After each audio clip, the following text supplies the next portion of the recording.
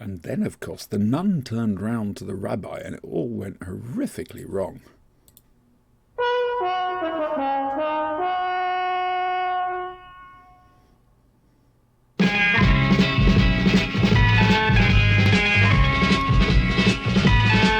You've got to fight for what you want, for all that you believe. It's right to fight for what we want, to live the way we please. As long as we have done our best, then no one can do more. And life and Oh, look at that. Brian's been replaced by Windows Media Player. Oh, God, there he is. Hello there. I'm your favourite auntie, and with me is my plucky girl assistant, Brian. Hello. And we have the voice from the ether tonight, don't we? I We give do. up. Ooh, with a great little echo there. I like that. Guys, one of our listeners is joining us. We're not sure if he's called Eddie or Benny, so amongst us, you'll be known as Bendy. Go for it. It's good enough as any, and I've been called a lot worse. Okay, now, for the Americans amongst you, Brian, Bendy is from Scotland. Okay. More specifically, Glasgow. So the accent can be a bit of a chore, but you'll learn to love it. If you want subtitles, Brian, they're on CFAX, page 888. I'll be sure to look it up. Oh, that's... Ah, my microphone! Surprise. So, anyway... tonight we're looking at Spyfall. We're going to have a little look at Dracula properly. And then Brian's going to tell us the joy he experienced of Dimensions in Time. Yes, I cannot wait. Yeah. And I got a little treat for you guys at the end. Nessa, let's do some housekeeping here, shall we? Ness, love, I replied to your message on your winning message for the Star Trek Online thing. I've asked you to email me, bibblethruster@gmail.com. All right, that's the show email address I've decided. Bibblethruster. It's simple. Bibblethruster@gmail.com. It's my old Jedi name. Dave Balanitis Bibblethruster. Do not Google Balanitis, especially not an image search. Don't. But it's still legal in some southern states, Adam. Which reminds me, if I email you a thing, can you print a thing out for me and bring it to me tomorrow? I'd be really grateful. Yes. So, what sort of a week have you had, Brian? Apart from Dimensions in Time. I've had a wonderful week at work. Oh. Yes, I've got to really explore the depth and extent of understanding of various muggles that I work with. When you say muggles, love, do you mean people who don't work on computers? I work at a hospital, and I really hope they're really good at saving lives. For the Americans amongst us, the hospitals are what we come to get healed for nothing. It's free. We just walk in there, they go, easy busy, let's get busy, and you walk away and you don't have to pay any money. What's your healthcare like, Brian? What healthcare? Ah, okay. Just making the point here, love. All right? Yes. No. It's a perfectly good point. Degenerate colonists. That's all I'm saying. I've often wondered if Canada is currently hiring. I believe there's a vacancy for governor, but there's a ginger lad who's after that one. That's all I'm saying. Good on you, Harry. Well done, mate. Right. Shall we do stuff? Shall we actually do talking? No, I tell you what we're going to do. We're going to find out Eddie's Doctor Who category. Eddie? Is this the first Doctor who my Doctor is? Well, just tell us your Doctor Who pedigree, when you started watching, what you like, what hats you particularly enjoy. Well, I'm a child of the 70s. My Doctor's Pertwee. And until Matt Smith, I would have always said that Pertwee was my number one Doctor, my favourite. Good But grief. Huge big mark for Matt Smith. Matt Smith, when he came in, I thought, too young kid, what's he going to do? But totally won me over. So, big fan of Matt Smith. It's interesting. Sorry? No, please go ahead. And I can give you my first real Doctor Who memory was when I was a child. I was taken to Blackpool, and if you remember, they used to have the Doctor Who exhibition there as part of Two Swords, and it was great. They had this TARDIS that was outside, and you went down the stairs to go to TARDIS, so it's bigger in the outside. Inside there wasn't outside, and I was confronted by two guys dressed up as Cybermen. I ran out. My mum was furious, and I refused to go back in. And my family to this day always remember me that you love Doctor Who. You wouldn't even go into the museum. So yeah, that's pretty much me summed up. Big coward, but love Doctor Who. I love it. I absolutely love it. What's your first memory of the programme, apart from that, the actual TV show? My first memory of the programme, probably the regeneration of Pertwee as well. So I mean, it's like I revisited Pertwee. But Pertwee regenerating Tom Baker's probably the most vivid memory I've got, and I loved again for me that was a big thing for me was Pertwee, and I revisited it things, but I'm gibbering now, and I told you I'd get nervous and go into full. Don't! No, babbling's good. How the hell do you think I've made a podcasting career lasting God knows how many years? You just sit here nervously babble. I listen. But yes, but I always remembered I was not initially a fan of Tom Baker, because I remember being as a child in terms of he's not Doctor Who, that's not the guy's Doctor, and it took me a bit of my childhood to get over that. But yeah, so again, I've watched all the way through. So a big fan of McCoy as well, which I know is probably not a popular. Oh no, very popular here. Very popular here. I thought McCoy was totally underrated. Big fan of him. Yep. Baker, he grew into the role, and just pity he didn't get much more time to actually do it. But he had 7 years. Oh, the other one. Yes, Colin Baker. Yes. No, he's done superbly on Big Finish. He loves Big Finish because they've just treated him so well. Well, treated the character so well as well. Yeah. Brian, what's your first memory of Doctor Who? Watching Doctor Who? Doctor Who's The Ark in Space. 4 years old, I remember watching it on PBS and getting entirely freaked out by the guy that had the larva from the space wasp on his arm. Yeah. The larva from the space wasp. I love that. Yep. I think that's brilliant. Bubble wrap-licious. Dear. That made me hide behind furniture. That's cool. I think my first memory is Day of the Daleks. I think. There may be little bits and splodges from before, but it's Day of the Daleks. So there. It was the tunnels that did it. I'll have to tell a story at some one day, but I'm not going to do it now because it's all gone horrifically wrong. Yes, here we go. Because now, from the worlds of BBC Television's Doctor Who, it's Doctor Who.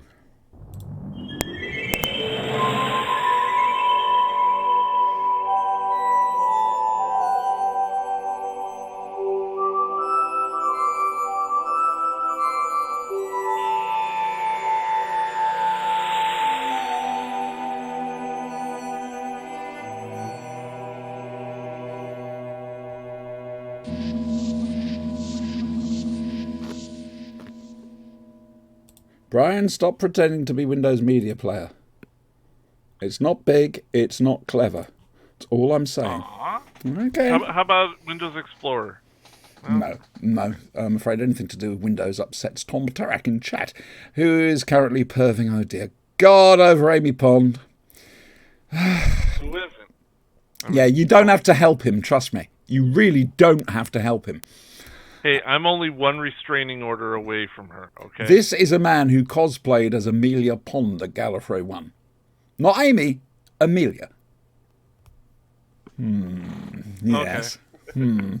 Vile, perverted little child. Anyway, the 15th, count them, Doctor Who, and her plucky girl assistants and plucky boy assistants and whatever. Well, it's all gone a bit pear-shaped, hasn't it? Yes, she's in the upside-down tubey world, and the others are, well, they're going to die.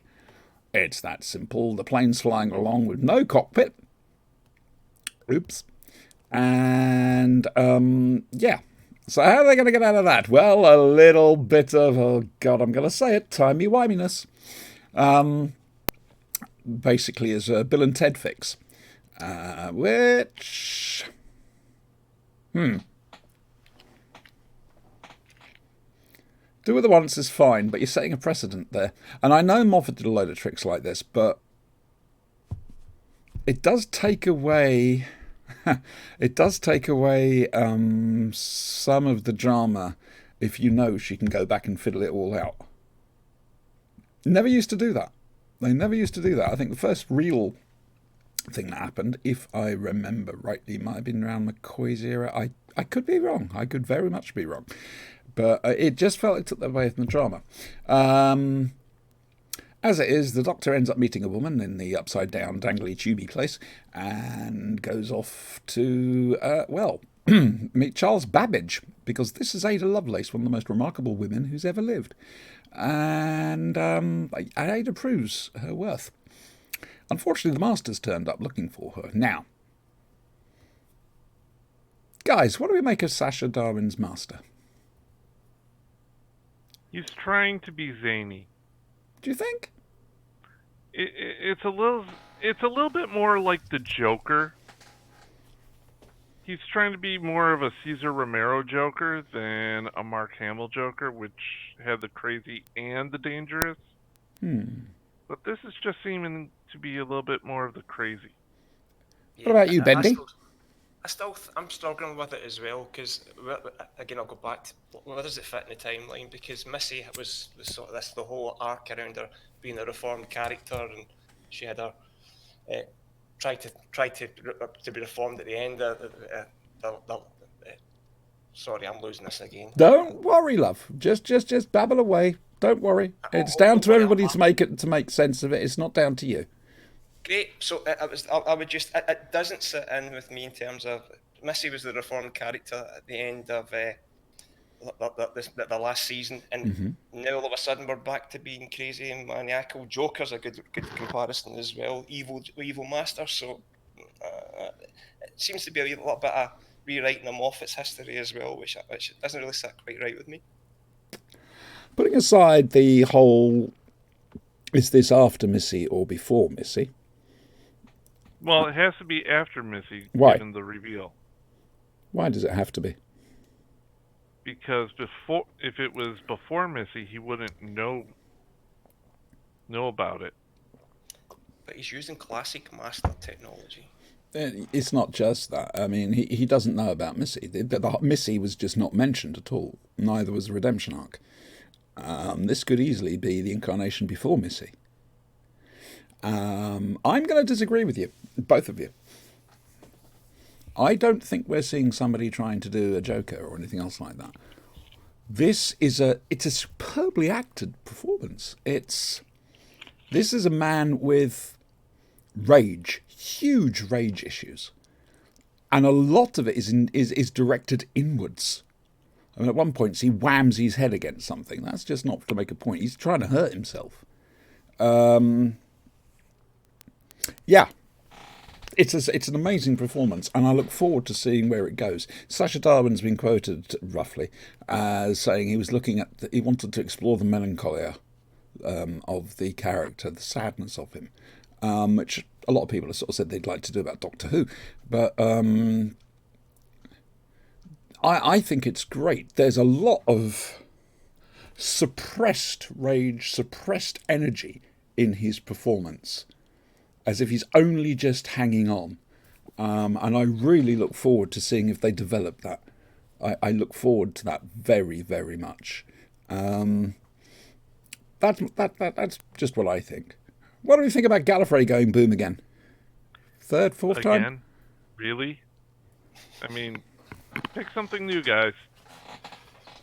It's been destroyed how many times now? Well, hang on a second. It got destroyed once with the Eighth Doctor in the books. Then it got destroyed in the last Great Time War, except it didn't. Spoilers. But that was done for storytelling reasons. Let's get rid of all the backstory, get rid of all the history. It's too much for new viewers to take on board. You start bringing in quote, Time Lords in silly hats. It's too much. And I think so. For a modern day audience, you start unloading a load of myth in one fell swoop, it's not going to work. The way RTD did it was beautifully done. It was drip fed.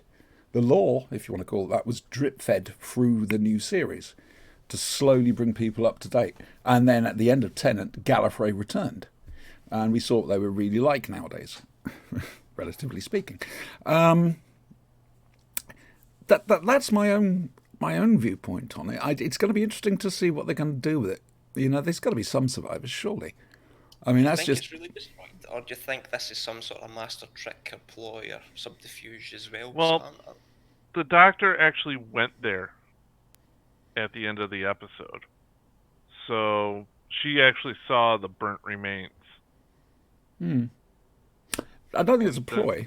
I think there's possibly an awful lot to do with the Master's current state of mind, going back to that performance again, may have something to do with this. It's a case of let's find out what the hell all this is about.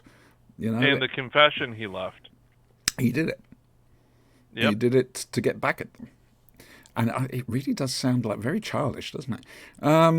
But whatever the Master found out about Gallifrey clearly undid whatever redemption Missy found. Gallifrey hasn't been presented. Sorry, I'm reading Adam's thing here on the stream. Gallifrey hasn't been presented in a good way after the War Games.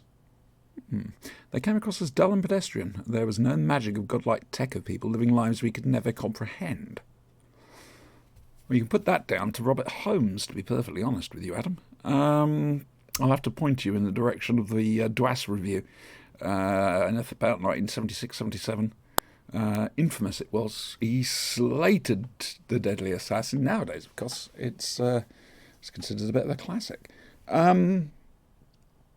I don't know. The good thing about this season as well, though, is at least there's some sort of arc there and something that keep interest anyway. So yes. We want to see where this is going. This could go either. So it's definitely better than last season. I totally agree. Yes, having the overarching meta plot of the Timeless Child coming up. And it's like, again, it's going to be interesting to see where this trickles to. Lenny Henry, woefully underused. Wasn't given decent material. He came over as a stock villain, if I'm honest. That's just my impression, but he wasn't able to emote or anything else like that. He was just there. Yeah, all he did in this episode was basically just kill his mom. Which is a bit. It just smacked badly. And if he doesn't come back, I'll eat my hat, quite simply because to get rid of a character just by having him walk towards you through a fire door, talking into a phone, he's supposed to be the big, one of the big bads of the thing. Now what? We did ask for the extraction team at the end, so yeah, he's definitely coming back in some shape or form. But for me, it was his impact was kind of extracted as soon as the Master was revealed last week. Yeah, no, I totally agree with you. We don't fully know what happened to the Kasabians. I can't remember what they're called. Something like that. Where they're from, what they do, the whole thing there. There's a mystery there that we need to find out about them. And I still say that Stephen Fry's alive. And Adam, you need to spell that with a W after the G's. And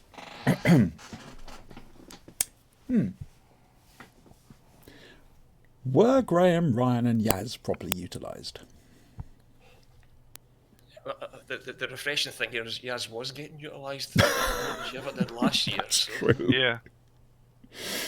And the whole thing around splitting them from the Doctor, I thought was great as well. So it did give the companions a little bit more opportunity to shine in over 2 episodes than they did over a whole season last year. Well, they did a lot better in the last episode than they did in this one. This one, they were really rather surplus. Was all Doctor, yeah. Well, it needed to be, but it just coming off the back of a good episode like that for them, and keeping it within the same story. It felt like I've done what I've wanted with them. Let's just chuck them in the cupboard somewhere. Well, they have a conspiracy arc now too, because they've come to realize they know nothing about the Doctor. More than that, they've been announced as number one suspects. So if they go home, or when they go home, is that still going to be a thing? I'd like that to happen. I would like there to be consequences for it. Sorry, I'm looking at Brian, hoping he's going to say something, but I think he's dead. I've been dead for weeks. Don't worry about it. I'm actually undead now. I just forget to breathe every now and then. Well, you just lie there and concentrate on smelling.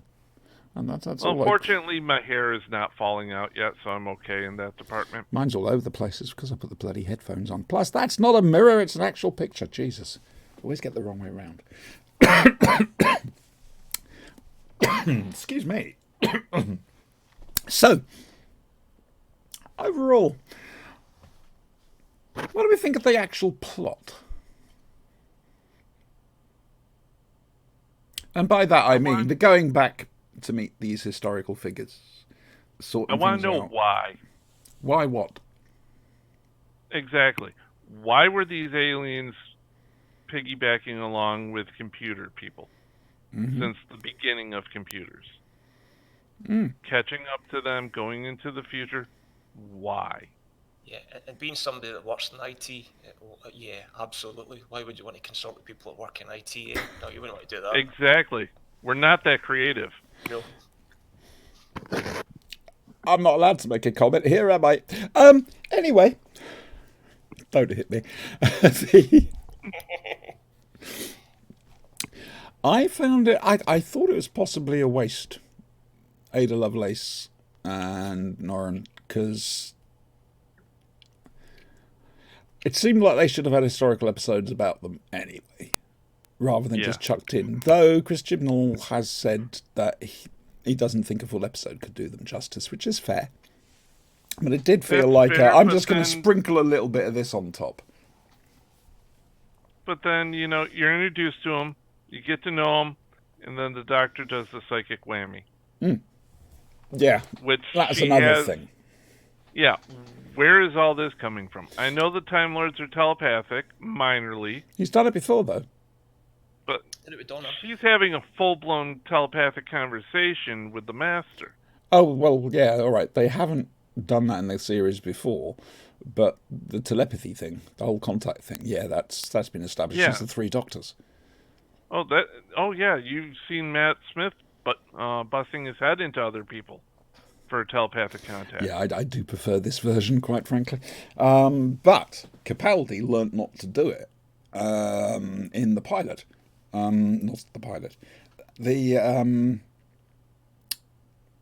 was about to wipe Bill's mind memories, and then he saw Susan looking at him very scowlingly and thought, no, I won't do that. And I was hoping it would happen again. I can understand why she did it. It just felt a bit cop-outish. Does that make sense? Yeah. It's suddenly it just doesn't matter. Yeah, if anybody was going to do a Glasgow Kiss mind wipe, it would have been Capaldi. But yeah, no, it did feel a bit, just a convenience, a contrivance. Because Adam's asked, why didn't the Doctor wipe Ian and Barbara's minds in Unearthly Child? Because back then he probably didn't think their minds worthy of wiping. Insult to Ian and Barbs, but true. So this really was, this story could have been, this episode certainly could have been a two-hander. Those scenes between Whittaker and Owen were magnificent. I love the fact that Jodie started out as a sort of female version of the Davison Doctor, happy-go-lucky, whatever, and is slowly, like him, learning the universe isn't like that. Mm-hmm. It's going to be interesting to see where she'll go. I love the fact she keeps forgetting she's female. That's sort of understandable. And when she turns around and says, oops, every time. You've seen the great apparating man, woman. I have done that myself. Not stood up and said the great apparating. Anyway, yeah, I really enjoyed this. Like I say, a couple of worries about how the companions were used and whatever, but and the fact that our two historical figures did seem a little bit inconsequential at the end. You know, Yeah. it could easily have been anybody. All right, it ties in, certainly with Ada, it ties in with the computer thing. But I don't know. And it's about time the Master was seen in Nazi stuff. Now, there's been a slight cacophony about this. Oh? Yeah. Did the Doctor use the Master's current racial appearance against him with the Nazis when she turned off the perception filter? Actually, I would be saying that she used the Nazis' predisposition to being against any other race against him. Nice answer. I don't know. I sometimes wonder if she thinks of these Nazis are things. assholes, and everyone loves seeing them get their comeuppance. Remember, with Harold Saxon, the global perception filter, through the Archangel network, I have no life, didn't so much disguise him per se as make people like him. Perhaps that's what this particular perception filter was doing. So it wasn't about race? Was projecting the Nazi ideal onto the Master. I mean, I'm not going to... There was an article in The Guardian having a right go at the programme. And I thought, ooh, that's a little bit... You've woken up far too much and now you've been on the caffeine. That's how woke it was. God, I hate that word woke. I really do. Why don't you just say decent human being? Anyway, so... overall, guys, what do we think of Spyfall? Anybody got any thoughts about it in chat? Talk to me. One of you. Anyone? I thought it set a good foundation for the rest of the season. It piqued my interest more than the first seasons for episode 1 last year. So I want to watch it. I want to see more. Ooh. Hang on a second. I just received a very important text. It's an important text. I do apologise. It's an important text, as you can see, she's texting. Yeah, I do apologise, but sometimes there are things that need to be discussed, as we were discussing before. That's a lot of discussing. I'm with you. I think this is a great setup for the season. Yep, definitely. It sets up all the overcoming arcs. It gives us something to look forward to. Mm-hmm. And makes us wonder, where is this going, which is really what a show needs to do. Mm-hmm. It needs to engage the viewers, and, well... Too heavy for a stepping on point, do you think? No, for casual viewers? I think for a casual viewer, it's going to pique their interest. It's much better than Toothy McGee did for me last year, so no, absolutely. I think for the casual viewer, yeah, it's a good step-on point. Much better. Honestly, this is why I want you round, Eddie. Toothy McGee, that's fucking brilliant. Honestly, I love if that. If you're looking for Doctor Who in the TV guide, you're not a casual viewer. Yeah, but I'm just saying about the casual viewers who are actually tuning in. Was it a bit too heavy? No. Okay, that's good. I think it established everything, and right at the end, you got who the Doctor is. Yeah, yep. Again, not her moment, but while she hasn't had that defining moment, her confrontations with the Master were a step up from last year, easily. Yes. Yeah, Adams said it solved some of the glaring problems of last series, Adam, namely no decent villains and no arc. And Nessie said the plane thing was daft. Yeah, I am a bit dodgy about that whole plane thing, if I'm honest with you. Blue colour console room is interesting too. Yes, I want that blue colour back. What do you reckon, boys and girls? Blue? Yes, blue. I'm colourblind, so I'll take your words for it. Fine to me. The yellow console, love. The only thing I'll say about the plane is it could have been better if it was a Boeing. And we went there. Oh, yeah. We went there. Oh, good. Whose airspace was that plane flying over at the time? Anyway, We're not finishing just yet. We're going to wrap up the Spyfall thing. I think it was a general thumbs up, wasn't it, boys and girls? Sounds like it. Yep, definitely. Oh dear God, he's doing a Saxon impersonation. Yeah, I really enjoyed that. I think this next tomorrow night's episode's going to be a little lighter. It could be a step back to last year. We'll have to wait and see. But they've certainly seemed to have learnt from last year, which is a joy to behold. Yeah. Brian?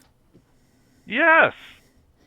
The fourth Doctor Who and his plucky girl assistant Roman and Linda, oh God, and K9 Mark II have just left Cambridge, and the Doctor's decided to smarten himself up a bit.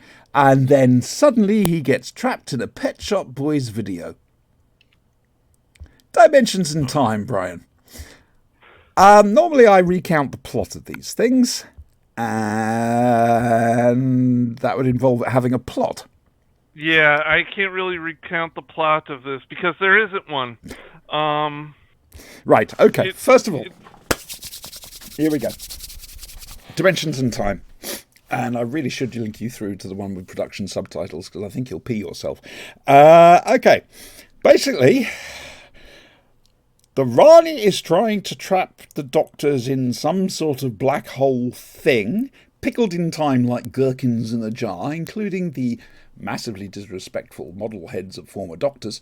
The flautist and the grumpy one, you remember. Tom Baker's got a question mark shaped bruise on his face. The Seventh Doctor and Ace arrive in Greenwich. And then we're in Walford. Which is lucky, really, because this is a charity special. The best charity special Walford will ever have.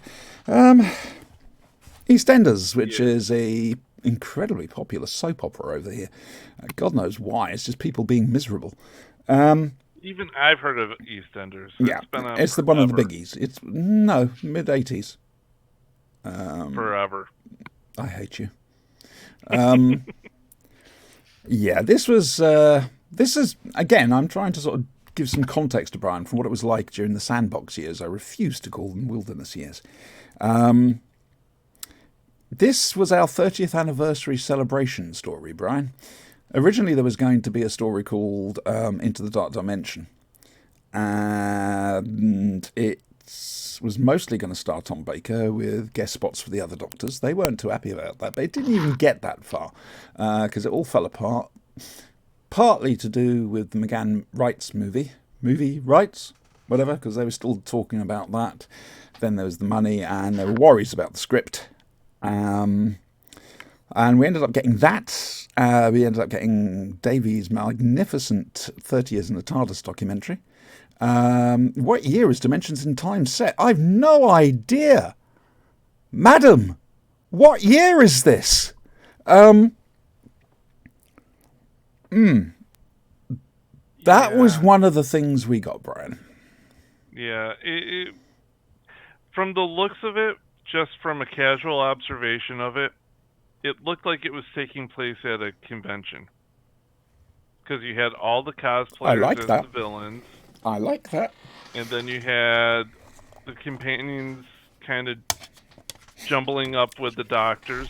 So everyone was switching partners and acting with other ones, and your camera's doing it again. Is it? And is it doing it again? It is. Hey! Again. We might be able to solve this out. You carry on talking, I'm going to fiddle. Okay. Okay. So they're all running around, and they're interacting with the... I'm presuming they're the cast of EastEnders. Yes, love. I'm afraid so. Sorry. Okay. Ooh, you got a thing on you. I got a thing? You got a thing. No, it's all right. It's me. I'm doing a thing. Why are you putting a thing on me?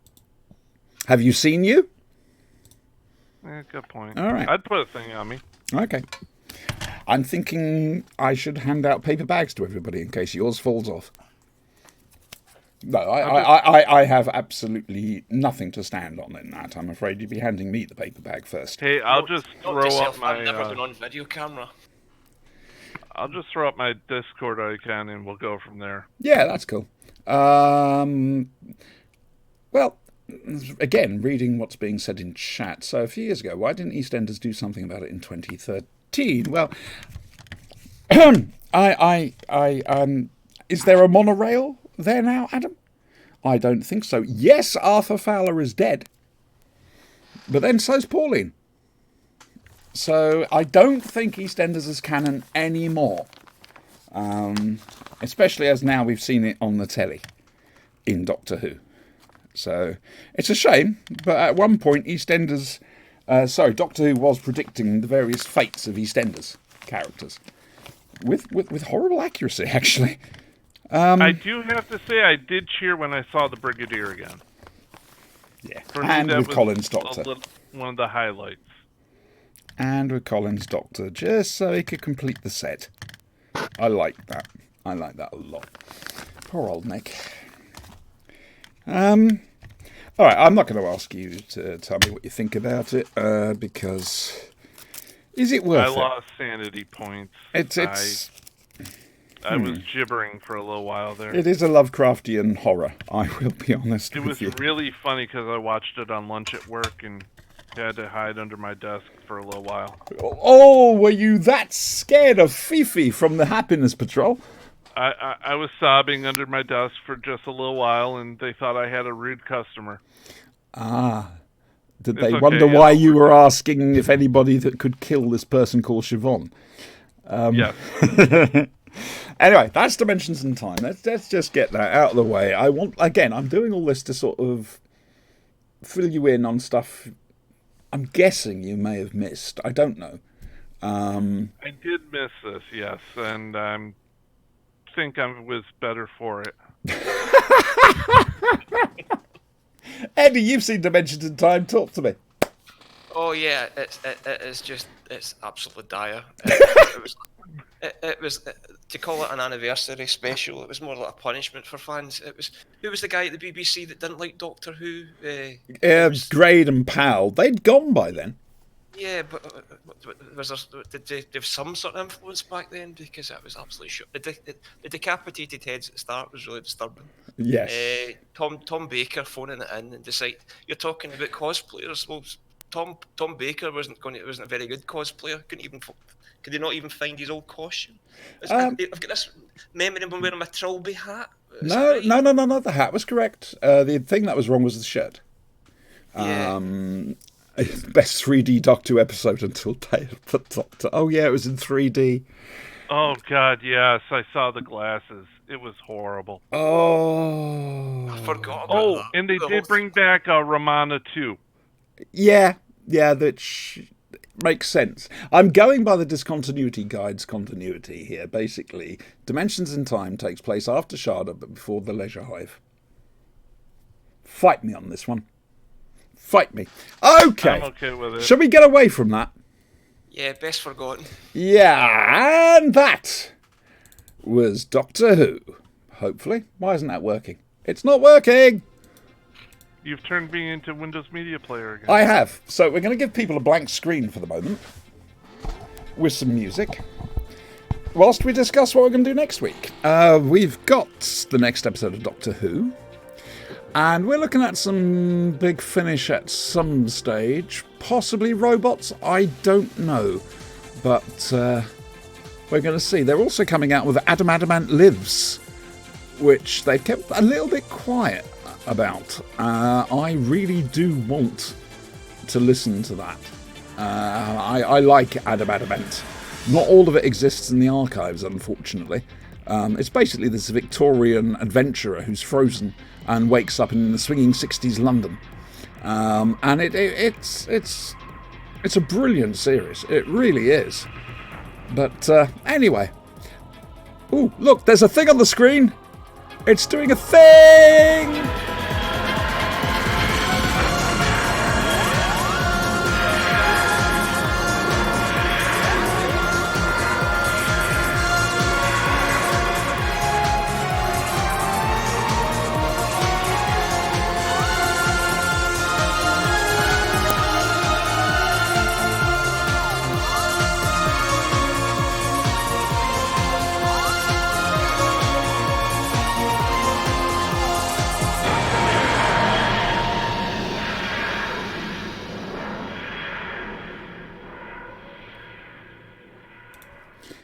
Right. Okay, now all that babbling frantically meant I'd forgotten exactly how that video goes, and so I needed to talk over a blank screen. I am so crap. I really am. Anyway, Dracula. Dracula was amazing. Okay. Right up until the end. And I have to totally agree. I thoroughly loved it. It was a love letter to Hammer classics, and then it just fell off a cliff for me. Yeah. Could I just point out that Stephen King himself said it was terrific. Absolutely superb. Still Are pretty you gonna argue with Stephen King? Yeah, Stephen King didn't like The Shining. You're saying that was Kubrick? Yeah. Yeah. What came first, the book or the film? The book, but Kubrick enhanced it. Oh, I'm not going to deny that. I'm not going to deny that. Okay, so Dracula, second episode set entirely on the Demeter. Well, and the shores of Whitby. It's something in the book that we don't see. And it's basically, you're locked in a ship. Obviously, there's no way off, really. With a killer on board. And everybody's suspect. How they didn't turn round to him, how they didn't turn round to him with the way he just behaved with everybody and say, it's him, it must be him, he's a fucking nutter. I don't know. What's the plot point, Brian? You're missing. The plot point was he manipulated all those guests to come onto the ship. Mm-hmm. Oh, yeah, he'd arranged it all himself. Definitely. Played them like a fiddle, and at the scenes with Barbara. I'm terrible with names, but Maya from Space 1999. When it was like that actress that played.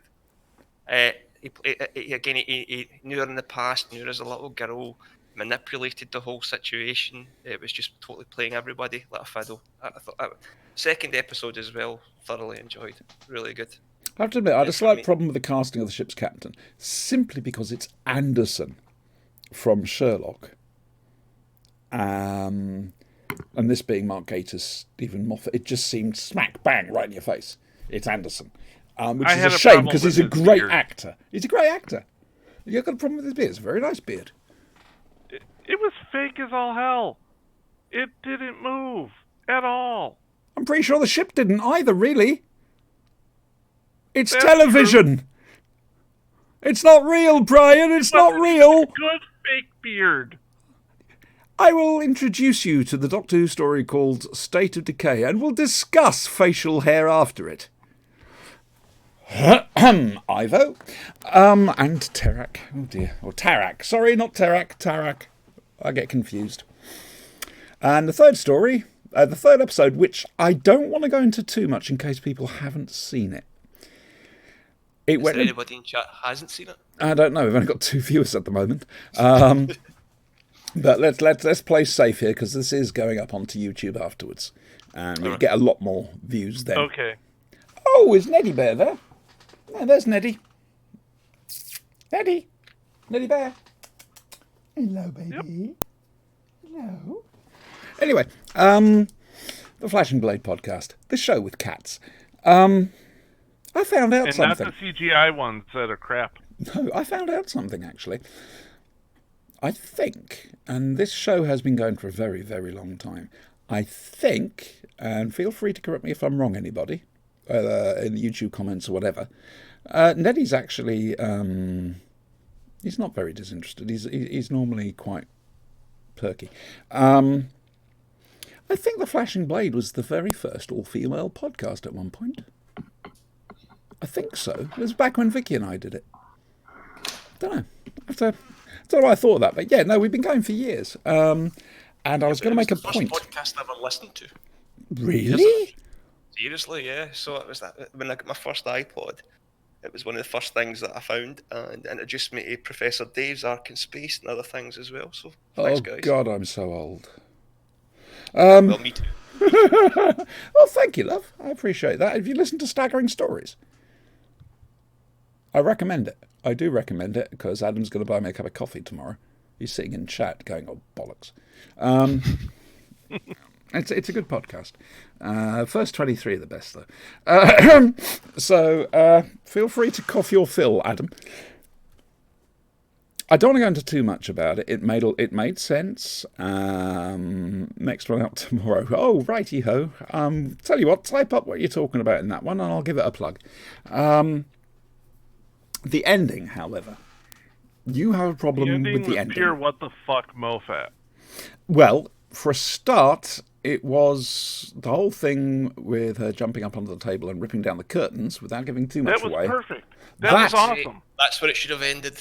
Yes, exactly. That is homage to Hammer's Dracula. And Peter Cushing did the same thing. I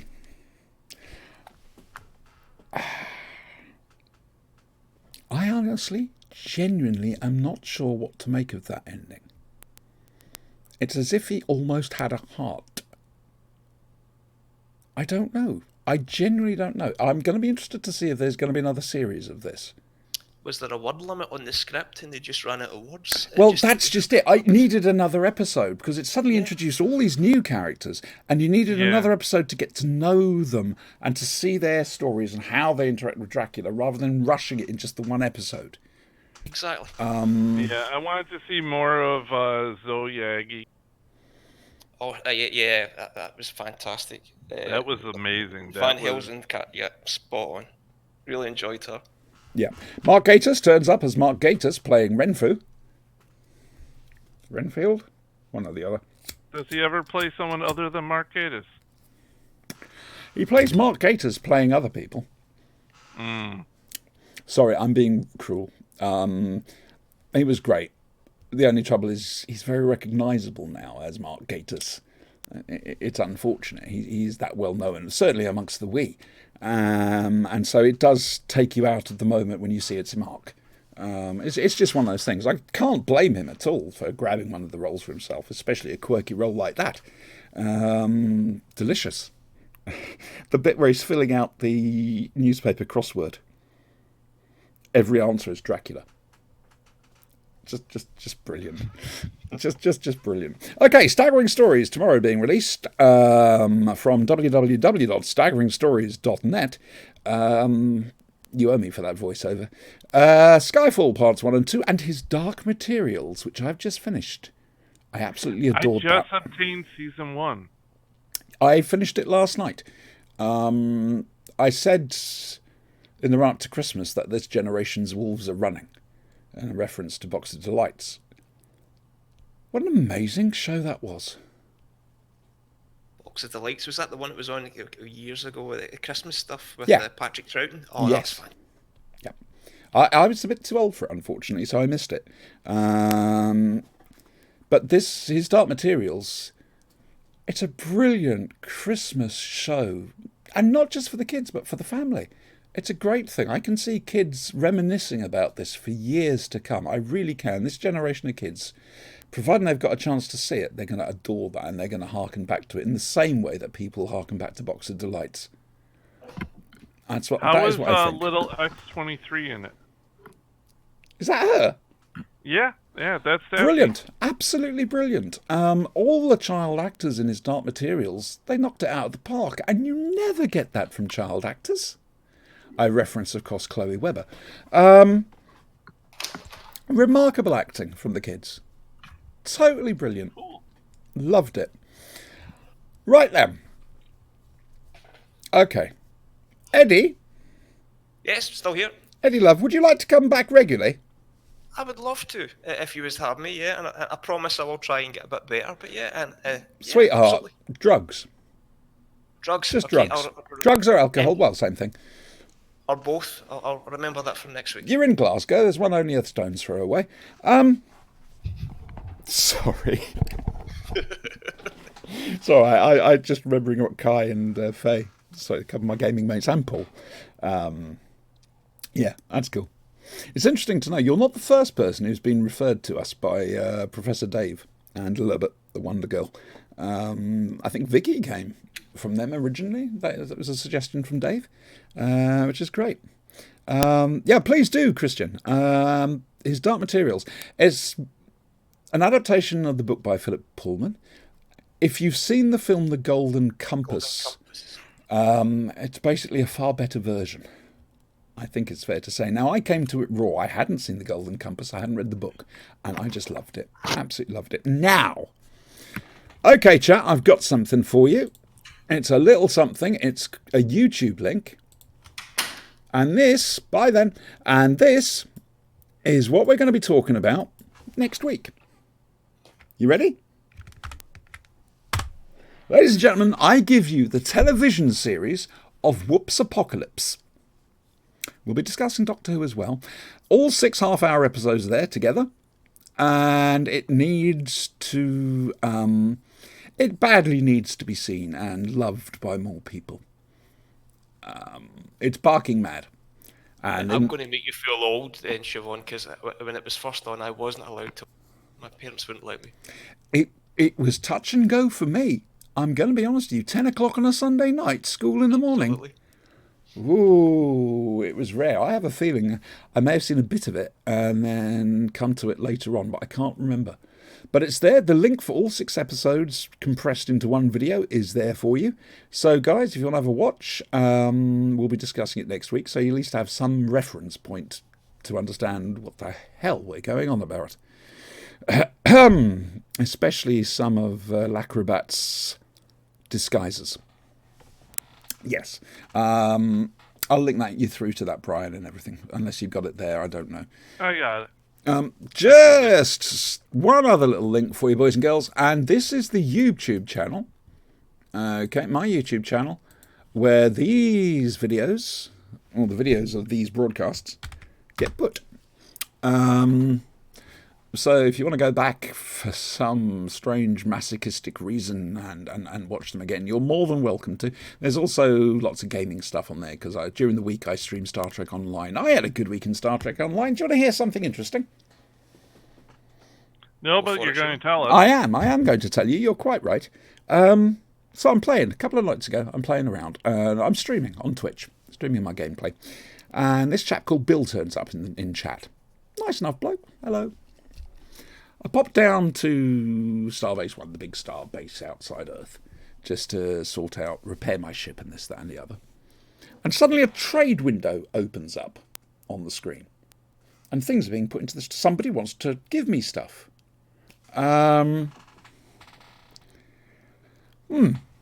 Okay. Now you get this occasionally. Either people try and unload rubbish on you, or some people can be very generous. I mean, for example, I'm sure you've seen it in City of Heroes, Brian. People will run up to you and just give you a load of money. Because it is quite easy to make money in that game. However, the interesting thing about this, and it turned out to be Bill from the Twitch stream. The interesting thing about this was he was giving me starships. So I'm doing this because that's how they appeared in the trade window. And he'd give me these starships. But the thing is, first of all, starships like this cost real money. He's had to pay them money to get them. Secondly, the type of ships he'd given me were from lockboxes, which was gambling. Now, I've opened these lockboxes in the past, and I have spent a little bit of money over the years. And over all that time, I've only ever found one starship. Oddly enough, it was the same night. He has come along and given me about 4 ships, and one of which there was 3 of, so I could hand them to friends. And it just made me wonder how much money had he spent opening those boxes to get those ships, and then just gave them away. Absolutely remarkable. The video of that is on the YouTube channel. It's the last Star Trek Online video. If you want to see somebody just being kind for the sake of being kind, watch that. There's hope for us yet, us human beings. There is. It's a silly, daft little thing in the middle of a silly, daft little game, but it means something. We are still better than what we appear. I'm quite pleased about that. Yourself, meatbag. Hope for us all. There is hope for us all. And like I say, Scotland, if you fuck off, you do so with my blessing. Please, can I come with you? Well, you're more than welcome. I keep looking in to see if Canada is hiring. Yeah, well, Scotland, we've not built the wall yet, but when we do, I'll send you the blueprint so you can see how you can. Well, yeah, I'd be very, very grateful. I did say I was going to move up to Troon at one stage, and Jamie and Johnny turned around and went, no, don't. But they had been gaming with me for about a decade by then. So, yeah. Exactly, Sister Christian. It's how I try to live my life. I'm not. I think the point is trying. Never be cruel, never be cowardly, just be kind. You can't go wrong with that. It's just the simplest, smallest acts of kindness, smiling at a passerby. You know? All right, it'll either get your head kicked in or they'll pass that smile on. And it's just a little feeling, a tiny, tiny little feeling of goodness.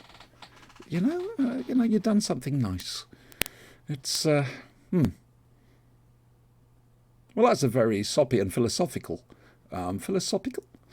way of ending the show, don't you think? It certainly was.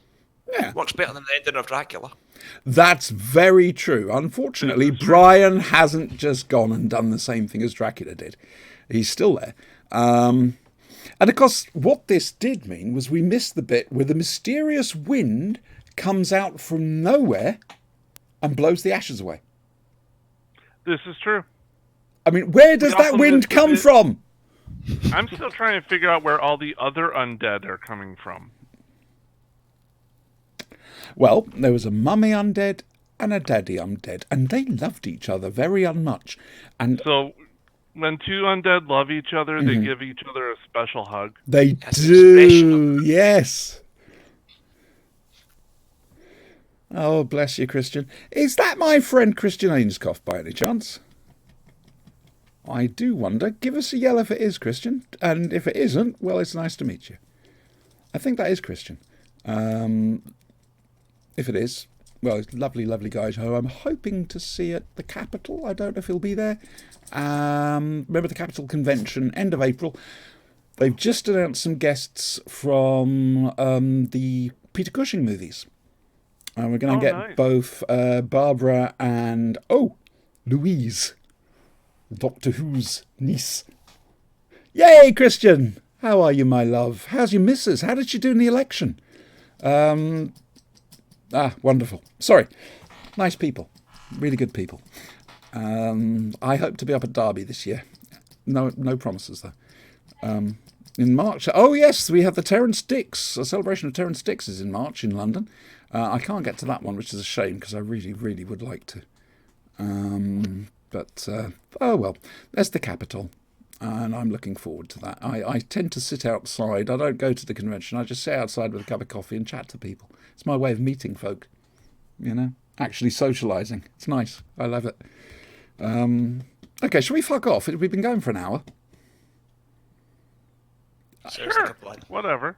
God almighty, make your minds up. I don't know. Listen, guys, next week, not Spyfall, the next episode of Doctor Who, which I'm not going to announce the title of because Adam's watching, and we can't do any spoilers, otherwise I am in trouble tomorrow.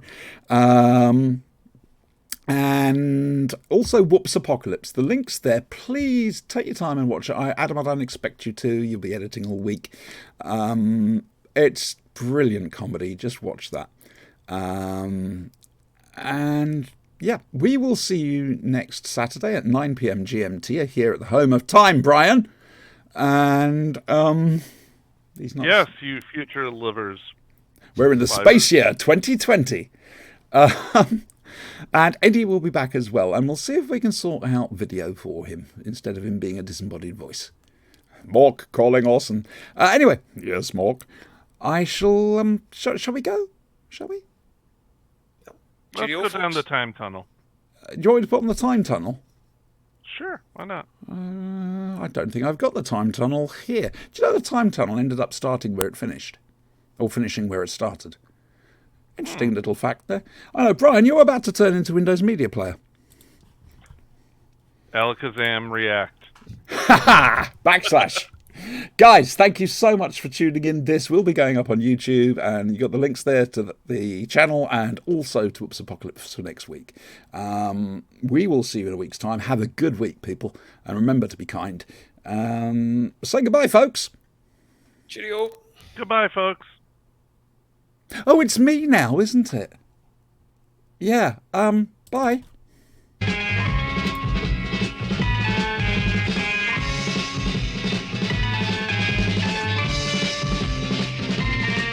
You've got to fight for what you want, for all that you believe. It's right to fight for what we want, to live the way we please. As long as we have done our best, then no one can do more. And life and love and happiness are well worth fighting for. They're well worth fighting for.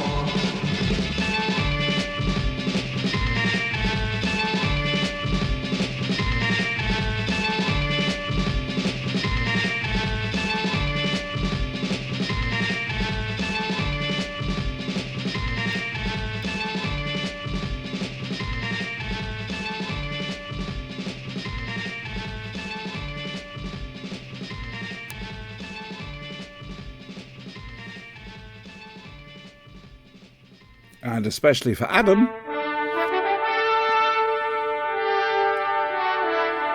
Any second now.